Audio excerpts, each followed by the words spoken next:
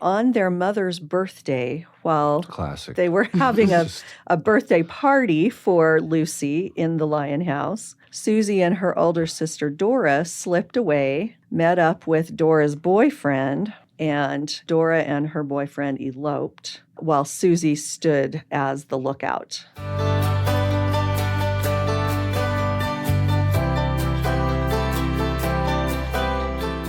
Welcome to the Saints Podcast. I'm Ben Godfrey. And I'm Shaylin Back. Thanks for joining us today. We will be discussing chapter 26 for the best good of Zion. And joining us again today is our friend Lisa Olson-Tate. Welcome, Lisa. Hi, thanks for having me. Lisa, we had you in our last episode, and we're grateful that you'd come back and join us again today.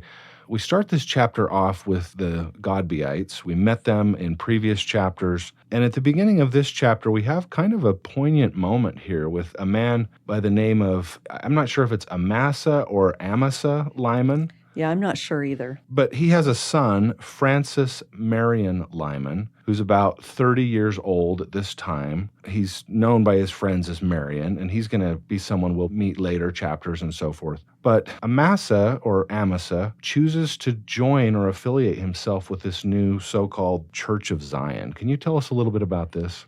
Amasa Lyman had been a leader in the church for decades. He was a member of the Quorum of the 12. And just before the point that we pick up the story here, just a few years earlier, he had actually been released from the quorum for what they termed apostasy. He had some unorthodox ideas and was not willing to reconcile himself to his brethren. And so he becomes involved with Godbey and Harrison in this Church of Zion, this new movement, as they called it at the time, and decides to affiliate with them.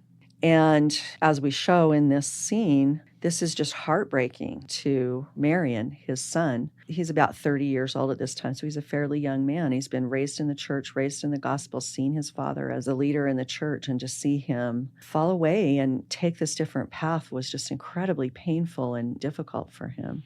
I think that there's probably a lot of us, a lot of our listeners, who can identify with this moment where we see Marion going over to his dad and trying to reason with him and work through this. And let's talk about your concerns. And eventually, as it says in the book, he tried to reason with him, but soon it was just too heartsick to argue, and he fled the room and wept for hours. Yeah. He just realizes there's nothing I can do here to change the way he's making his decisions right now. But it doesn't change the way Marion Lyman chooses to live his life either. That's right. And we do see in later chapters that although it doesn't affect Marion's, activity and his conviction, it is something that is hard for him, his relationship with his dad and his dad's relationship with the church. But I think it's amazing that he is able to still be so dedicated and have so much faith.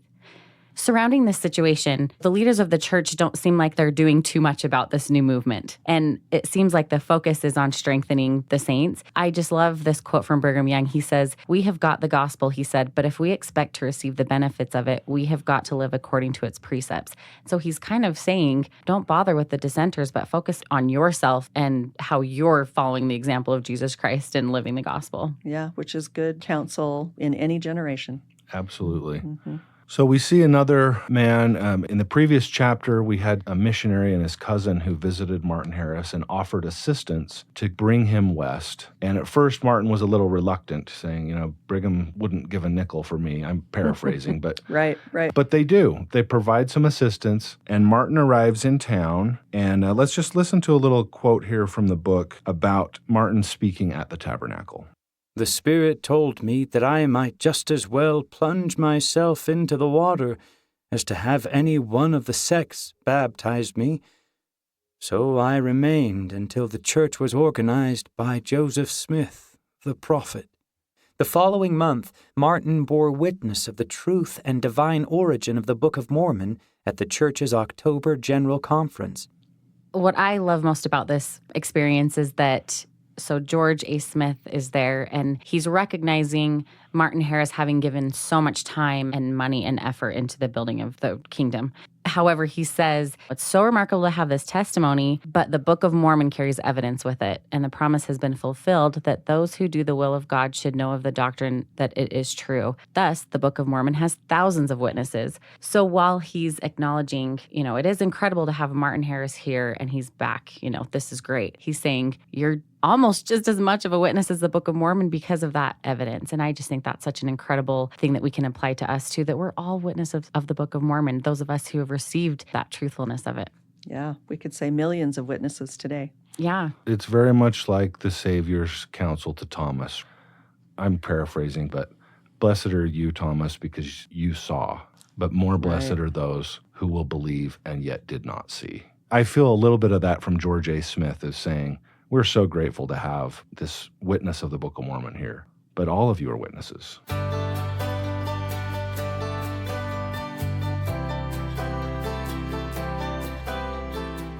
So turning to a different subject in the chapter, we have one of our favorite characters, people in the book, Susa or Susie Young. Can you tell us what's going on and how old is she at this point? And tell us about this really interesting experience that happens with her. Well, you may remember that we met Susie when she was 9 years old and running around with asthma. And Brigham reaches out and puts his hand on her chest and tells her, daughter, breathe, slow down, which I thought is just a lovely human moment for Brigham and for her. So we're about 5 years later now, and Susie is 14 years old. And as we meet her in this chapter, she and her mother and her younger sister, Mabel, are part of one of these journeys to the south with Brigham Young. Only this time they're moving down to St. George for good. And it's coming at a really fraught moment for Susie and her mother and her sisters, because just a few weeks earlier, in early October of this year, actually on their mother's birthday, while Classic. they were having Just- a birthday party for Lucy in the Lion House, Susie and her older sister Dora slipped away, met up with Dora's boyfriend, and Dora and her boyfriend eloped while Susie stood as the lookout, so to speak. And to boot, married they were by a Protestant minister. Yep, to boot, they were married by a Protestant minister. Yeah, just to rub some more salt in it. Oh, my Yeah. goodness. Dora was a few years older than Susie, and she was a very beautiful girl, very talented in music and drama and things like that. And she had been keeping company with this young man named Morley Dunford for quite some time. And he came from a really good family. The Dunfords were and still are a very distinguished family within the church. But this young man had a drinking problem, and we don't know all that much about it, but there may have been some other things about him that Brigham and Lucy were concerned about. So it seems that the plan to move Lucy and her 3 daughters down to St. George was in part an effort to get 300 miles between Dora and Morley. And as young people will often do, they just kind of preempted the plans of their parents. Help us understand the mindset a little bit here. I know we can't go inside their heads and figure it out, but what in the world were they thinking, and why would they? It seems like to me Susie's a bit of a romantic, and and so is her sister Dora. It's so magical, or I don't know. What are they thinking? Am I reading too much into that? Well, insofar as we can engage in some informed speculation, Yeah. I think yes, absolutely.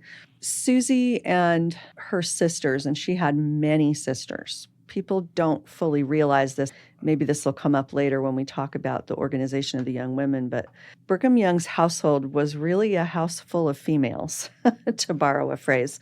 He had more daughters than sons, and at this point, these girls are coming of age. And so this young family is full of young women with their balls and the theater and music and dancing, and all of the things that young women were interested in at that time. So Susie and Dora had grown up going and watching these plays about romance and things like that. Susie later describes herself as a very imaginative child. And she talks in particular about one book that she just loved, which was the story of a plain girl who is swept away by a prince. And then she's watching as her older sisters are finding their loves and being married. And so she's just 14 years old, very romantic, totally enthralled by these whole scenarios. Now, by the time they're traveling down to St. George, she's had a few weeks to see the fallout from what happened Yeah. and to maybe start to develop just a little bit different of a perspective on it. I do appreciate having these glimpses into her personality and these experiences that kind of led her to who she was as an Yeah. adult. So she and her family are traveling down to St. George. Can you just tell us a little bit about the significance of St. George? As we talked about in the last episode, Brigham Young would often go down to southern Utah over the winter and spend the colder months down there in a little bit better climate. At this point, there's been settlements in southern Utah and St. George for a number of years, and it's pretty remote at this point. It took a lot of faith and dedication. The people who stayed and settled down there were some of the strongest, most stalwart members of the church, and they had to be because the conditions were so difficult. Interestingly, this is also a time where Brigham Young is moving several of his wives from living in the communal atmosphere of the Lion House off into homes of their own. And Susie, or Sousa, later says that he told her that he thinks he maybe should have done that from the beginning. And so for Lucy to go down to St. George, this means she's going to have a home of her own. And it means that she's going to have one-on-one time with her husband in a way that she doesn't get very often. And so it's kind of personally significant in that way. But then, of course, when they get down to St. George over the course of that winter, there are some significant developments for the church as a whole that Brigham Young begins to implement.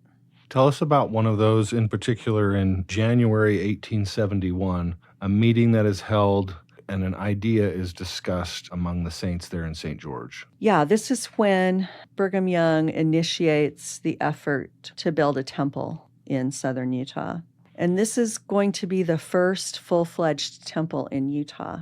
And one thing that we should remember or may not fully appreciate is how involved Brigham Young had been in the implementation of temple ordinances clear back in the days of Nauvoo. Right. Joseph Smith had done the best he could to get those conveyed to Brigham and the other leaders of the church, but then he specifically had told Brigham, now, this is not arranged perfectly. You take it and put it in order. And so Brigham had had this stewardship over the ordinances of the church, both because of that call to Joseph and then because of his position as the president of the church. And since they got to Utah, it had been a driving priority and concern to reestablish temple worship, but because of the circumstances, it hadn't yet been possible to do that in a full-fledged way. And so this is a really significant step now towards that goal.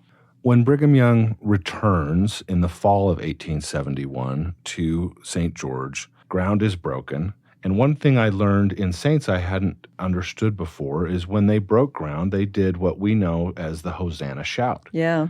Many of us, members of the church, will have participated in a temple dedication, either, if we're lucky, directly, but often by satellite transmission. And we've been in our local chapel, and we have our white handkerchief. Was this something that was done at groundbreakings in the past? Do we still do that, or has it become just part of the dedication ceremony? You know, there's an interesting history there that we actually probably need to know more about. But I do know that in this period, they would occasionally do that Hosanna shout on other occasions than just at the dedication per se, kind of marking the milestones along the way. So we see that here. I can't remember if we actually show that in the chapters about the Salt Lake Temple, but I believe they also did a Hosanna shout at the capstone ceremony a year before the temple was dedicated. So it wasn't completely unusual. If you've been to St. George and you come into the little valley there and the temple is so white and it's so Yeah. beautiful against the red rocks, the next time I'm there, I will remember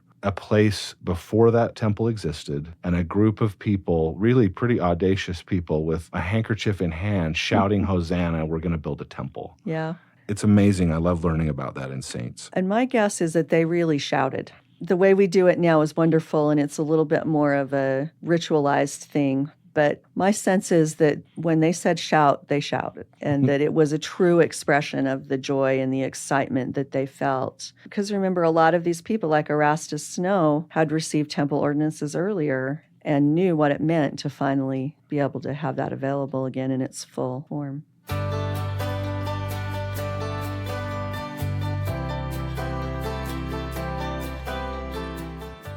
Another part of this chapter involves a new Chief Justice in Utah. Can you tell us about James McKean?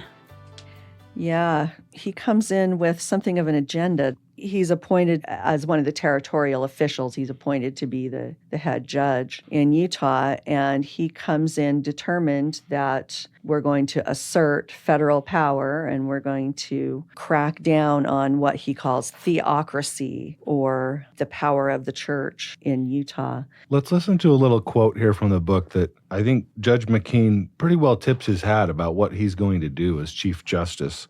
During the hearing, McKean revealed that he saw the case not as a trial of Brigham's innocence or guilt, but as a crucial battle in a war between the saints' revelations and federal law. While the case at bar is called The People versus Brigham Young, he stated, its other and real title is Federal Authority versus Polygamic Theocracy. He was not interested in being an impartial judge. In his eyes, the prophet was already guilty. So Brigham at this time is actually on trial. He was arrested for his plural marriages and for living with more than one wife. But what does this mean for the future? Well, this case kind of foreshadows the kind of legal wrangling that the saints are going to be involved in for the next couple of decades, where the federal government is going to bring all its powers and efforts to bear on wiping out plural marriage. But also, as Judge McKean has indicated here, a lot of what's done under the guise of wiping out polygamy is also to try to curb what they see as the economic and the political power of the church in Utah.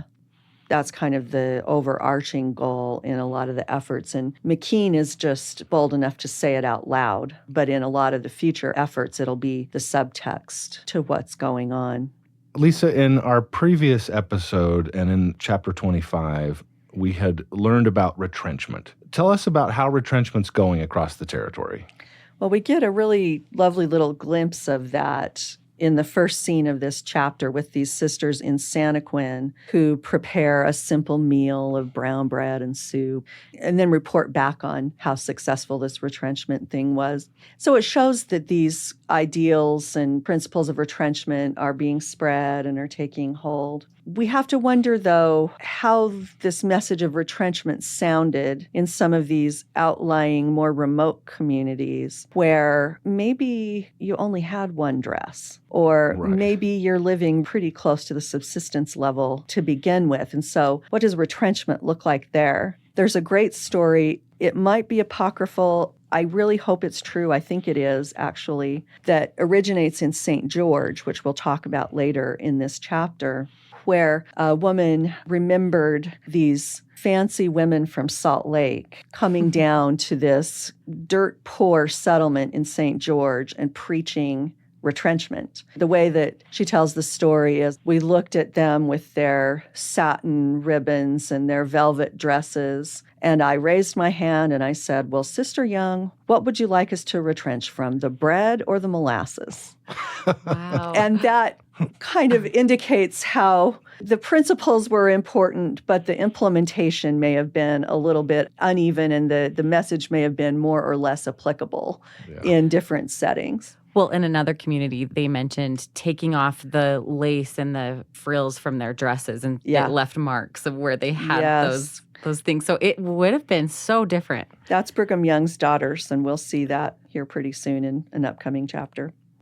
During the trial and everything that's happening around plural marriage, I thought it was interesting, John Taylor's perspective. He does not want Brigham Young to surrender. And he's just kind of having these flashbacks of he was actually in Carthage jail with Joseph Smith. And so you can imagine from his point of view just how traumatic and terrifying this prospect could be of Brigham Young being convicted. Yeah, and I think if we remember back to what the saints had gone through in Missouri and Illinois in earlier days, I think it can help us understand the intensity of their response when they come under opposition again, this time for plural marriage. And this time it plays out more on the legal level and the cultural level.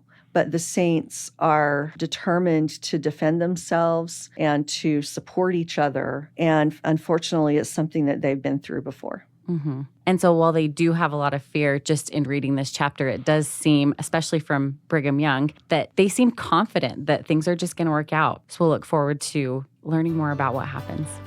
Thank you, listeners, for joining with us today. And thank you, Lisa, for being with us again. We appreciate you and your team for all of your great work on Saints Volume 2. Invite our listeners to join us again next time, where we'll talk about another one of the chapters from Saints Volume 2. And as always, we invite your feedback by emailing saintspodcast@churchofjesuschrist.org. I'm Ben Godfrey. And I'm Shaylin Back. Thanks for listening.